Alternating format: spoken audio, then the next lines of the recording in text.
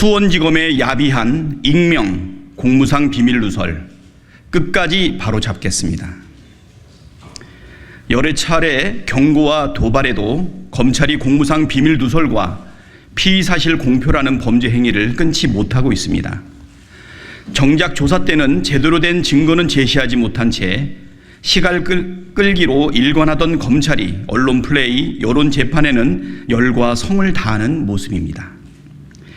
9월 12일 조선일보 기사 이화영이 나몰래 대북사업 추진 떠넘긴 이재명이 대표적입니다. 기사 안에는 이재명 대표가 답변했다는 내용이 아주 상세히 등장합니다. 검찰이 공문을 증거라고 제시했고 이 대표가 황당하다는 취지로 답변했다는 내용까지 나옵니다. 같은 날 한국일보 단독 보도, 클릭만 했을 뿐 이재명 검찰 조사서 대북 송금 의혹 모르쇠 일관도 마찬가지입니다. 검찰이 경기도 남북 교류 사업 전반의 기초적 사실관계를 따져 물었고 이 대표가 결제가 올라와 클릭만 했다며 내막을 자세히 알지 못한다는 취지로 진술했다는 상세한 내용까지 공개했습니다. 검찰이 했던 질문, 이재명 대표의 답변, 검찰이 제시한 자료가 무엇인지 등 하나같이 검찰이 흘리지 않았다면 절대 알 수 없는 내용들로 가득합니다. 마치 조사 현장에 지켜보고 있다 기사를 쓴 것처럼 생생합니다. 수원지검 여론재판은 이뿐만이 아닙니다. 수원지검은 이재명 대표가 조소에 서명하지 않았다고 언론에 밝히며 이 대표가 억지를 부렸다는 식으로 왜곡했습니다.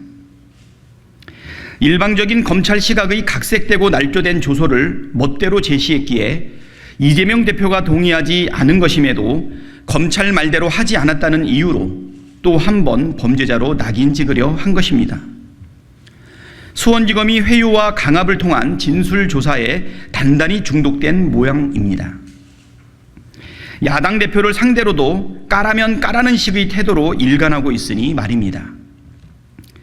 수사를 지휘하는 신봉수 수원지검장부터 김영일 2차장검사, 수사를 맡고 있는 김영남 형사 6부 부장검사, 송민경 부부장검사까지 검찰에 묻습니다.